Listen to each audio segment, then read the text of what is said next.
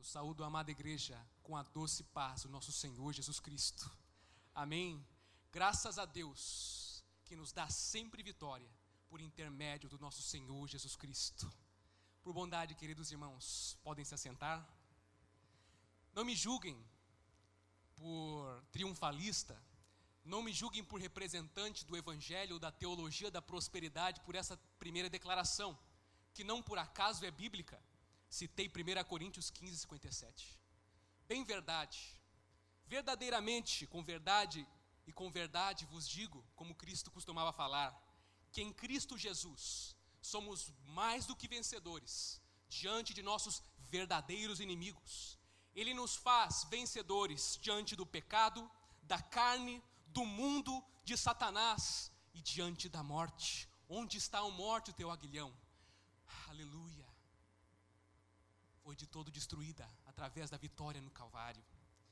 Nesta noite, todavia, eu gostaria de enfocar na vitória que obtemos em Cristo contra o pecado, contra a culpa, contra o poder e a presença do pecado em nossas vidas. E para tanto, gostaria que a amada igreja localizasse junto a mim o texto que se encontra em Romanos, epístola do apóstolo Paulo aos Romanos, no capítulo 6, quando faremos leitura do verso 1 ao verso 14. Amém, queridos e amados irmãos? E enquanto vocês se localizam nas Sagradas Escrituras, eu aproveito este tempo que temos e dispomos para, em primeiro lugar, bendizer ao Criador e benfeitor eterno, mantenedor de tudo o que existe, por esta grata oportunidade. Antes que o teu coração se dispusesse a estar aqui para adorá-lo, Ele marcou esta reunião antes da fundação do mundo. Eu quero agradecer a Deus por esse culto maravilhoso, por este louvor cristocêntrico que o conjunto entoou a Deus. Lembro-me da minha infância na Igreja Batista, em que esses hinos eram entoados todos os domingos, cânticos bíblicos, cânticos cristocêntricos. E também gostaria de saudar aqueles que capitaneiam a obra de Deus, os líderes aqui representados, irmão William também está aqui, e os demais, perdão pelo desconhecimento do nome, mas o importante é que Deus os conhece muito melhor, não é verdade? Queridos, gostaria também de agradecer a vinda e o convite do meu amado e eterno líder de jovens, Leandro Maria, por intermédio do qual o convite foi feito a mim. Sempre um prazer estar com ele. E os meus amigos Gustavo e Gessé. Gustavo veio comigo, Gustavo Buzzi está aqui. Nós, com a ajuda de muitos irmãos de Criciúma e de outras cidades, nós desempenhamos um ministério evangelístico, um ministério missionário na Universidade do Extremo Sul Catarinense. Nós evangelizamos na universidade, fazemos cultos nas praças do estudante, nas salas com louvor e com pregação da palavra de Deus. E eu peço que você ore por essa grande obra. Amém? A pregação e o ganhar o ministério entre os universitários. Queridos, e finalmente é um prazer estar com cada um de vocês. Que nesta noite você permita que a palavra de Deus ache guarida no seu coração e haja a transformação e a vitória que nós encontramos apenas nela, através do Espírito Santo. Vamos à leitura sem mais delongas, aproveitando o tempo. O apóstolo Paulo nos ensina o seguinte: que diremos, pois? Permaneceremos no pecado para que seja a graça mais abundante? De modo nenhum. Como viveremos ainda no pecado, nós os que para ele morremos? Ou porventura ignorais que todos nós que fomos batizados em Cristo Jesus, fomos batizados na sua morte? Fomos, pois, sepultados com ele na morte pelo batismo, para que, como Cristo foi ressuscitado dentre os mortos pela glória do Pai, assim também andemos nós em novidade de vida. Porque se somos unidos com ele na semelhança de sua morte, certamente o seremos também na semelhança de sua ressurreição. Sabendo isto, que foi crucificado com ele o nosso velho homem, para que o corpo do pecado seja destruído, e não sirvamos o pecado como escravos, porquanto quem morreu está justificado do pecado. Ora, se já morremos com Cristo, cremos que também com ele viveremos, sabedores de que, havendo Cristo ressuscitado dentre os mortos, já não morre a morte, já não tem domínio sobre ele. A morte já não tem domínio sobre ele, perdão. Pois quanto a ter morrido, de uma vez para sempre, morreu para o pecado, mas quanto a viver, vive para Deus. Assim também vós, considerai-vos mortos para o pecado, mas vivos para Deus em Cristo Jesus. Não reine, portanto, o pecado em vosso corpo mortal, de maneira que obedeçais às suas paixões, nem ofereçais cada um os membros do seu corpo ao pecado, como instrumentos de iniquidade, mas oferecei-vos a Deus, como ressurretos dentre os mortos, e os vossos membros a Deus, como instrumentos de justiça. Porque o pecado não terá domínio sobre vós, pois não estáis debaixo da lei, e sim debaixo da graça. Queridos, mais uma vez vamos ao Senhor em uma breve oração, pedindo pela iluminação diante desta palavra complexa. Ó Pai amado, Pai querido, grandes e admiráveis são tuas obras, Senhor Deus Todo-Poderoso. Te peço neste momento sublime, o momento da explanação da tua palavra, Senhor Deus Todo-Poderoso, que tu, enquanto nós nos debruçamos sobre esse texto paulino, tu possas iluminar os olhos, o nosso entendimento, para que compreendamos as maravilhas da tua lei, a grandeza da tua palavra, possamos internalizá-la, para que o nosso viver seja diferente, o nosso viver reflita a ti. Te pedimos, Pai, que não seja um jovem imaturo falando, mas que seja o próprio Deus Todo-Poderoso falando ao nosso coração de perto, Pai. Nós sabemos que a tua palavra é pedra, é martelo que esmiuça a rocha, e que ela não torna vazia, mas sempre retorna, cumprindo o que te apraz. Te pedimos que prestemos a ela a verdadeira reverência, e que ela torne para ti, cheia de molhos, cheia de frutos, os frutos da presença do teu Espírito Santo.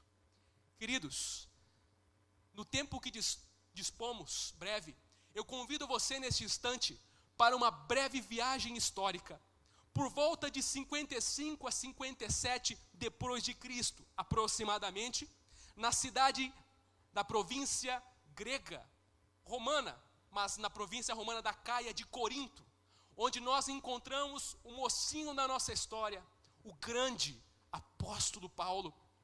Apóstolo Paulo, nessa ocasião, está compondo uma epístola, uma carta endereçada a uma comunidade cristã que ele não havia fundado, mas que foi fundada por cristãos de diferentes línguas que se encontravam naquela que era a capital do grande império do momento, Roma, a capital do Império Romano. E o apóstolo Paulo muito bem sabia para quem estava escrevendo e contra o que, melhor, estava escrevendo. Ele sabia que na igreja de Roma enfrentava uma ferrenha oposição, vinda de opositores patrícios, judeus não convertidos ao evangelho. E a sua acusação contra o apóstolo Paulo é de que ele havia esquecido as glórias do judaísmo, esquecia a lei de Deus, e que a pregação que ele estava ministrando levava à dissolução de costumes e à libertinagem no povo. A razão deles, queridos, era muito simples. A mensagem do apóstolo Paulo era centrada no grande ponto do evangelho: salvação pela graça, através da fé, por meio do nosso Senhor Jesus Cristo, independente das obras. E a acusação dos judeus dizia respeito ao seguinte: se as minhas obras não diz respeito e não afetam a salvação, se a salvação é absolutamente e exclusivamente imanente, proveniente da obra de Cristo no Calvário, então isso, inevitavelmente, na mente simplista, na mente superficial do judaísmo naquela época, isso levaria as pessoas a abandonarem a prática e a obediência dos costumes e a obediência da lei. Porque se a salvação não diz respeito a ela, então pouco faz, tanto fez o que eu faço e o que eu deixo de fazer. A resposta do apóstolo Paulo se encontra no versículo 2. Ele diz um retumbante, um alto-sonante não. Ele diz, de modo algum. A expressão no grego é muito intensa, é muito forte, é uma negação esmagadora. A tradução King James é tão forte que chega a dizer, de modo algum, que Deus não permita. Por quê, queridos? Isso era uma impossibilidade. Essa declaração do apóstolo Paulo refletia uma profunda indignação. De modo algum, isso é impossível, isso é inimaginável. Dizia o quanto o pecado era grave, o quanto o pecado era deletério, o quanto o pecado era letal contra o homem. Refletia a intensa gravidade, refletia a intensa indignação que todos nós cristãos devemos mostrar diante da prática do pecado. Por quê? Porque na raiz, queridos, de todos os problemas que assolam a humanidade, sejam eles conjugais, sejam eles físicos, sejam eles emocionais, sejam até mesmo econômicos, está a falta da mortificação do pecado. Na raiz de todos os nossos problemas está a falta de santificação diária. Mesmo os problemas que nós temos enfrentado com a crise econômica. Essa mesma semana eu estava lendo um artigo da Veja, enquanto ele falava sobre os teóricos economistas do passado. Adam Smith falava de Tocqueville, e eles falavam do capital humano. Por que nações prósperas como o Japão, a Alemanha e Estados Unidos, sempre, apesar de serem destruídas por guerra, como foi a Alemanha na Segunda Guerra Mundial, e o Japão na Segunda Guerra Mundial também, assoladas, quase levadas ao pó por bombas nucleares, como elas se reedificaram tão facilmente? E a solução de teóricos e economistas, até mesmo mundanos, era de que isso estava intensamente relacionado à confiança e à integridade daqueles povos, a integridade do japonês, a integridade do alemão e a integridade do americano. O pecado afeta todas as áreas. O pecado deteriora todas as áreas.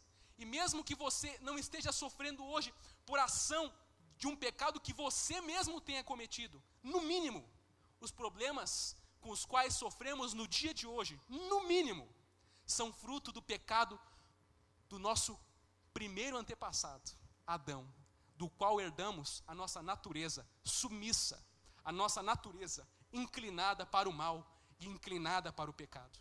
Queridos, mas o grande e real problema que o pecado nos traz não é a labilidade e inconstância da economia, não são apenas problemas conjugais, não são apenas problemas de ordem física, doenças e afins, não.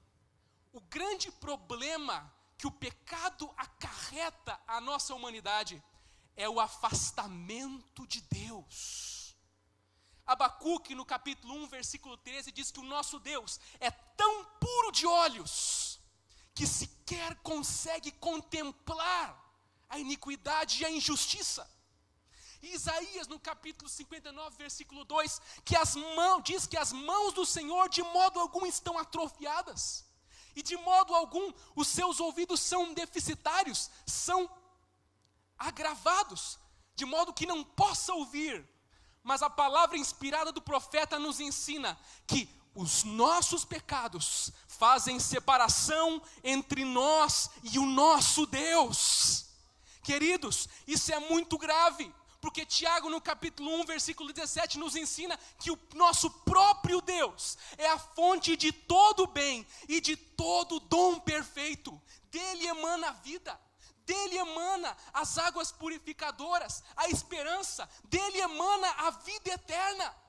Queridos, as coisas boas das quais dispomos no nosso dia a dia, amor de familiares, esposas, bens, eles são apenas sombras. Deus é a substância. Eles são apenas raios de sol. Deus é o sol brilhante. o sol da justiça. Queridos, eles são apenas gotas, mas o nosso Deus Todo-Poderoso é o próprio oceano. Assim disse Jonathan Edwards, Ele é a vida. A vida verdadeira se encontra em conhecer o nosso Deus Todo-Poderoso e ao Cristo que Ele separou para julgar povos, línguas, tribos e nações, e qual Ele moeu na cruz do Calvário por amor de ti e por amor de mim. Ele é a fonte, e o pecado nos leva ao afastamento perpétuo daquele que é a fonte de todo o bem. Paulo nos ensina no capítulo 2, dizendo uma negação forte, categórica, de modo algum. E nós nos perguntamos, por que, Paulo?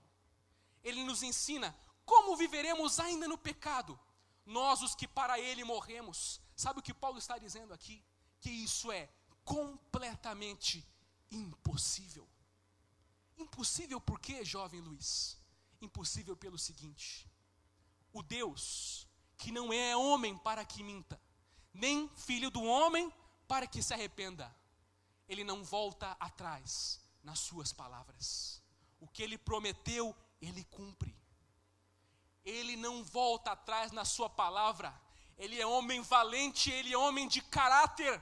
E Ele prometeu em Romanos capítulo 6, versículo 14, que o pecado não mais terá domínio sobre nós, porque nós não estamos debaixo da graça, nós não estamos debaixo da lei, mas estamos debaixo da graça de Cristo Jesus. E o papel da graça, queridos, é nos unir de tal maneira à natureza do nosso Redentor crucificado, de tal maneira nos unir a Jesus Cristo, nosso Salvador, que o pecado não passa mais a ser uma constante na nossa vida, mas passa a ser apenas uma eventualidade. A vida de Deus passa a habitar em nós, a natureza de Deus passa a habitar em nós, e por isso, e desta forma, a raiz do pecado, a raiz do problema, de uma vez por todas, é cortada, é extirpada. A lei, a palavra de Deus expressa nas normas e nos seus estatutos, ela sempre mostrou, sempre exigiu, mas era, não por ser má, ela é santa, pura e agradável, mas ela era como o fariseu, sempre exigindo, sempre cobrando, na descrição de Mateus capítulo 23, mas não utilizando sequer de um dedo para ajudar as pessoas. Mas a graça que emana do Evangelho de Deus, ela exige tanto quanto a lei, de forma mais intensa. A lei ensinava que adulterar era pecado, a graça ensina que o desejar, o cobiçar uma mulher é adultério. A lei dizia que matar era errado, a graça é muito mais profunda e ensina que o odiar é semelhante ao matar. Só que a graça nos dá o poder, a capacidade para lutar contra o pecado, a carne e Satanás e vencê-lo de uma vez por todas.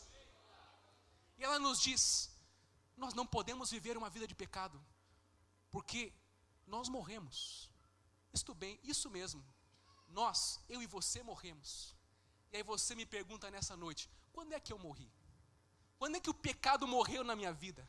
Porque hoje mesmo me parecia que ele estava completamente vivinho, com as suas mesmas promessas de facilidade, com as suas mesmas promessas de caminho largo, vida fácil, prazeres passageiros. Não, irmão pregador, você está completamente errado. Ele está ali, me assediando todos os dias. Aí que você se engana. A palavra de Deus diz, ou ignorais que todos nós que fomos batizados em Cristo Jesus, fomos batizados na sua morte? No primeiro século da pregação do Evangelho da igreja primitiva, o cristão era identificado por um ato simples, o batismo.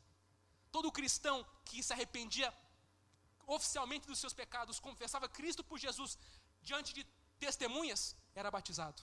Então ele está falando de cristão. Todo cristão verdadeiro que se arrepende dos seus pecados, ele morreu. Como ele morreu? Estou vivo agora. Morreu através da cruz do Calvário. Morreu através de Cristo Jesus.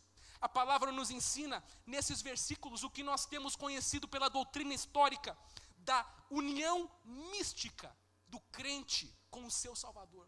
O cristianismo, como muitos ignorantes pensam, não é apenas uma grande lista de leis. Não toques, não manuseies, não corte o cabelo, não use calça, use terno, use gravata. Não.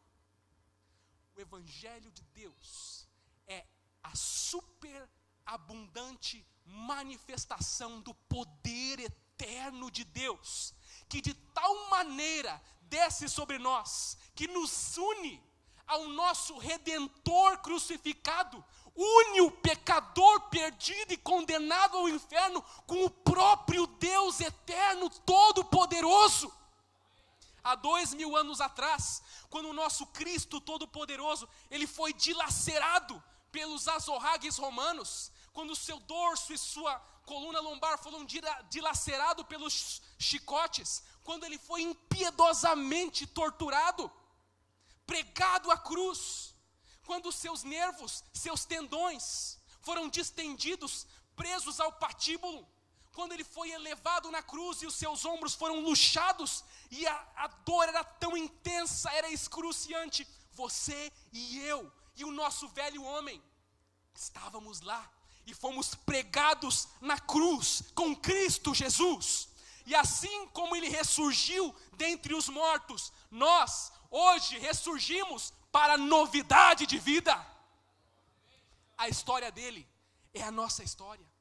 E todos os atos salvadores, a justificação, o novo nascimento, a santificação e por último a glorificação, são operados por meio desse mesmo meio, por meio da nossa união com Cristo Jesus, a nossa união com o nosso próprio Salvador. Nada sem Ele, pois nada sem Ele podemos fazer, mas tudo mediante a Ele. Glória, pois a Ele, eternamente, pois por Ele e para Ele são todas as coisas.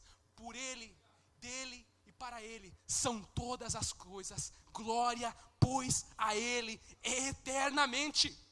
O pecado, a vida pela qual nós éramos conhecidos éramos pelas práticas que vivíamos no passado, é uma vida antiga. Agora, eu e você, querido irmão, não estamos mais unidos ao velho homem, mas estamos unidos àquele que venceu na cruz do Calvário e ressuscitou ao terceiro dia.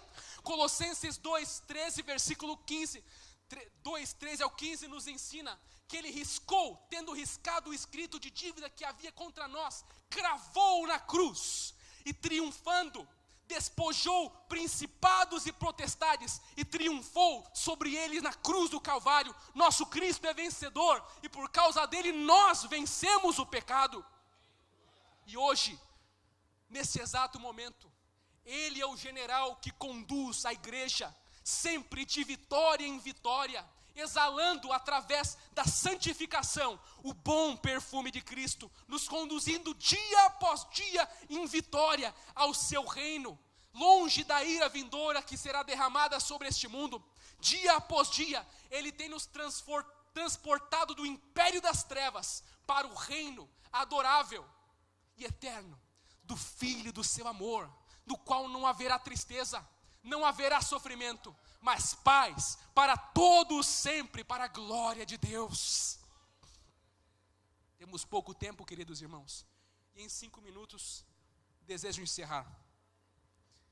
Paulo deixa essa promessa para nós: a vida de santidade, a vida de vitória contra o pecado, não é uma utopia inalcançável, é uma realidade tangível através do poder do Evangelho.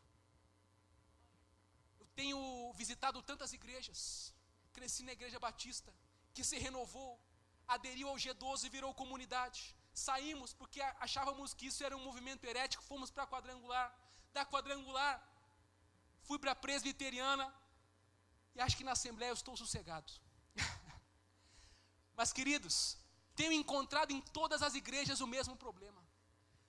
Temos elevado o patamar e o padrão da vida cristã a algo muito inferior ao que a Escritura nos oferece. E o que ela nos oferece, queridos, é uma vida de vitória contra o pecado. é uma vida de paz, a paz que apenas Cristo dá. E assim como todas as promessas da Escritura, nós devemos nos apossar dela através da fé. A terra prometida nos foi dada. Como foi dada a terra de Canaã, foi prometida aos filhos de Israel. E eles esperaram sentados pela conquista dos 7 povos de Canaã? De maneira alguma. Nós devemos, pela fé, nos apossar das promessas de Deus. E Paulo dá-nos 3 conselhos práticos nesta mesma palavra. A começar, aproveitando o tempo e já concluindo, a primeira palavra que ele nos ensina, no sentido de alcançarmos tais promessas, se encontra no versículo 6. A primeira atitude mental que devemos tomar é a simples atitude de conhecer, saber. Versículo 6, sabendo que foi crucificado com ele o nosso velho homem, para que o corpo do pecado seja destruído e não sirvamos o pecado como escravos. Há tantos hoje que ensinam, até mesmo nas nossas igrejas, que para vencermos os problemas diários, para vencermos os problemas conjugais e de toda sorte, nós devemos encontrar a solução em nós mesmos, em nossa vida interior, no nosso ser interior está a resposta. Isso é o mais ledo e mais diabólico dos enganos. Porque para Paulo, a única coisa que nós encontramos dentro de nós é uma natureza escravizada pelo pecado, sujeita à morte, insubmissa, rebelde, que clama por satisfação de todas as formas que não engrandecem a Deus, mas que o desonram e que o ofendem. E nós temos nas igrejas evangélicas e livrarias evangélicas centenas de livros de autoajuda. Não declare vitória porque você é um filho de Deus. Não. A parte da graça salvadora, a parte do evangelho de Deus, nós somos apenas o velho homem. Mesmo com um verniz de religião, mesmo com um verniz de comportamento e de crentez.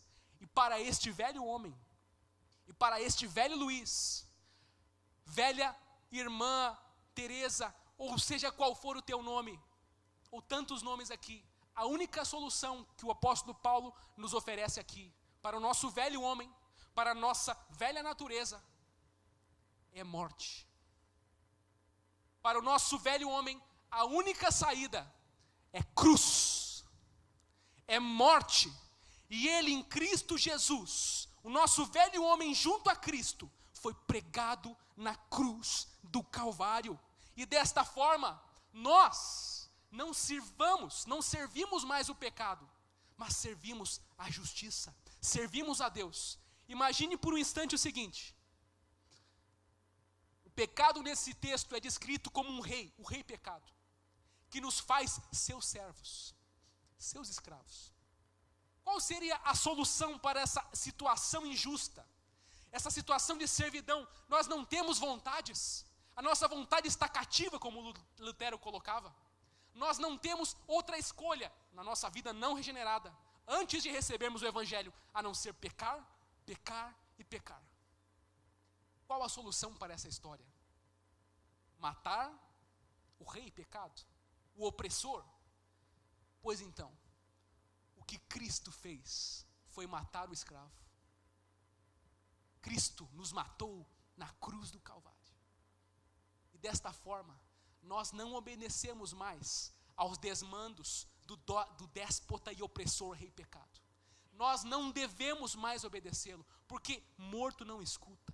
Nós não mais o escutamos. Hoje, ressuscitamos, não mais ouvindo o pecado. Ele pode falar como falava no passado, pode oferecer as suas mesmas ofertas, mas os nossos ouvidos estão agravados e obstruídos para o pecado. E hoje ouvimos a voz doce do Espírito Santo, nos atraindo com suas cordas de amor, nos atraindo com suas correntes de misericórdia, para perto dEle, para mais perto dEle, e para mais perto do seu calor, e da sua santidade, da sua glória.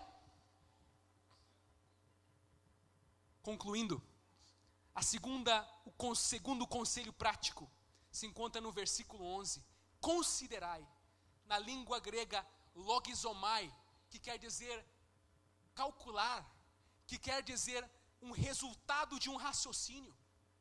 Devemos concluir, por meio da palavra de Deus, que a santificação, que a vitória contra o pecado não é um sonho distante, no mundo do além, na terra do nunca, não. A vitória contra o pecado é uma realidade. E nós, em tantos cultos não dirigidos pelo Espírito Santo, tomamos posse de tantas besteiras, de tantas falsas profecias, de tantas doutrinas erráticas, de prosperidade financeira, prosperidade econômica, de casamento feliz, quando Cristo, às vezes, não prometeu estas coisas. Aqui nós temos uma oferta, que nós devemos tomar posse pela fé, e é a vida de santidade, que é tomada através da conquista, através do versículo 13, oferecei-vos a Deus como ressurretos dentre os mortos. Queridos, chegando ao fim, para a conclusão, devemos conhecer a palavra de Deus. A palavra de Deus produz o conhecimento que liberta da escravidão do pecado, para que possamos concluir e calcular, baseados na promessa de Deus, que isso não é inalcançável, mas que é prometido para todos aqueles que creem no Evangelho. E nós, agora, num passo ativo, num movimento que nós desempenhamos, nós devemos, com tudo o que somos, com tudo o que temos, mente, alma, corpo, devemos nos entregar, como um todo em holocausto no altar de Deus, pois isto é que a palavra ensina, partiseme, que quer dizer holocausto. Devemos nos lançar aos braços de Deus, devemos nos consagrar de todo o coração a Deus, devemos imergir no rio da vida, mergulhar nas águas de Deus, devemos nos encher do Espírito Santo de Deus. O Espírito Santo de Deus que aqui está a falar aos nossos corações. Queridos, não é uma força eletrizante que apenas nos dá a capacidade de falar em línguas ininteligíveis, que nos dá a capacidade de interpretar línguas celestiais. O Espírito Santo não é apenas aquele que nos enche de alegria e tamanha efusão, que nos faz saltar de alegria. Não. O Espírito Santo que está transitando por meio da igreja hoje, no meio da igreja, é o próprio braço do Senhor Deus Todo-Poderoso, que executa, que comunica a grande obra do Calvário no meu e no teu coração. Isso é possível através da ação do Espírito Santo em nosso meio. E nessa noite eu te peço, se consagre a Deus. Se consagre a Deus de todo o coração. Jejue. Ore como nunca. Estude a palavra de Deus para conhecer essas grandes e valiosas e riquíssimas promessas. E a santidade começará a passar, fazer parte da sua vida. Agostinho, uma das maiores mentes do cristianismo de todas as épocas, um dia transitando pelas ruas da sua antiga cidade, ele já um velho convertido, se converteu muito tarde na sua vida. De repente, uma das suas ex-amantes levou a sua juventude de forma dissoluta e pecaminosa. O chama na rua e diz: Agostinho, Agostinho.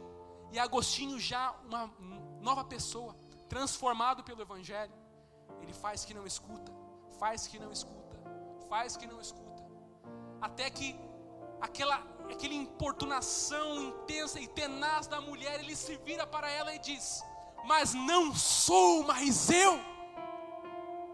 É isso que o Evangelho faz de nossas vidas. Não somos mais nós. Não é lavagem cerebral, é a graça, é a superabundante graça que atua em nossas vidas através do Espírito Santo da promessa. Ela que está aqui nesta noite, ela que está aqui nesta noite,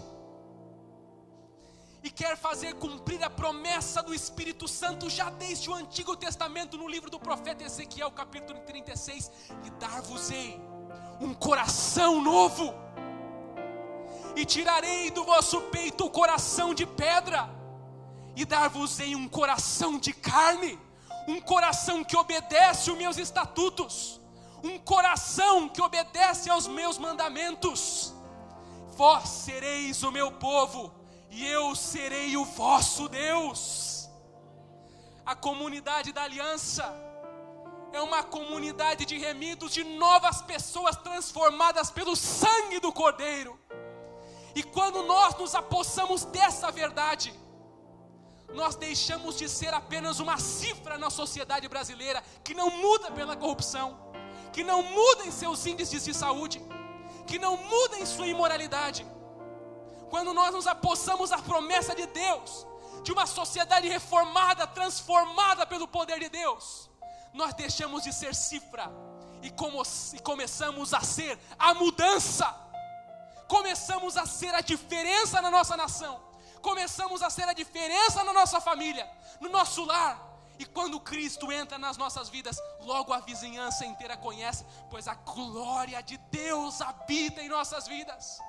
Nos tornamos sal, nos tornamos luz, nos tornamos parte da família de Deus, nos tornamos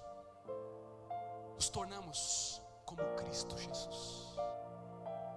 Esta noite, que você possa valer a pena, que possa valer a pena cada gota de sangue que Cristo derramou por você. Derramou e se orgulhou disso, porque saberia que você seria transformado em um novo homem. Eu encerro minhas palavras com a frase de Martinho Lutero, o grande reformador da igreja, que diz: eu creio em Jesus Cristo, Filho de Deus, que sofreu, foi crucificado e morreu por mim. Em suas feridas e morte eu vejo o meu pecado, em sua ressurreição eu vejo a vitória contra o pecado, a morte e o diabo. Eu também vejo justiça e a vida eterna. Quantos são gratos pelo sangue de Jesus? Quantos podem glorificar ao sangue de Jesus, o sangue do Cordeiro Imaculado derramado por nós? E eu peço que você se levante nessa noite e alce a voz em adoração a Deus, alce a voz em gratidão a Ele. Diga comigo: ó, digno é o Cordeiro que foi morto para Deus. Digno é o Cordeiro, digno de abrir o livro e desatar-lhe os selos, pois morreu e com seu sangue comprou homens que procedem de todas as línguas, tribos e nações, e os constituíste sacerdócio e reino para Deus, e reinarão para todos sempre. Aleluia! Nós te adoramos pela vitória na cruz, Cordeiro. Tu não és mais hoje o humilde e ensanguentado Cordeiro sem mácula nem ruga, mas hoje reina soberano para todos sempre. Nós te adoramos, pois existe alegria, pois existe poder na cruz de Deus, para uma vida e uma eternidade de alegria na tua presença. Nós te bendizemos, Pai, e hoje nós firmamos compromisso que pagaremos o preço de sermos uma nova criatura, um novo ser, um novo espírito para a glória de Deus. E desta forma te peço, Pai, abençoa teu povo, abençoa a tua nação de sacerdotes, o teu reino santo, a tua raça eleita aqui nesta noite, Pai. Prospera-os no meio a esta crise terrível, prospera-lhes, Pai, guarda-os do acusador de nossas almas, guarda-os da tentação e nos conduz em paz, em triunfo ao teu reino. É o que te pedimos em nome do Senhor Jesus. Amém. O desejo eu tenho de ser transformado, preciso tanto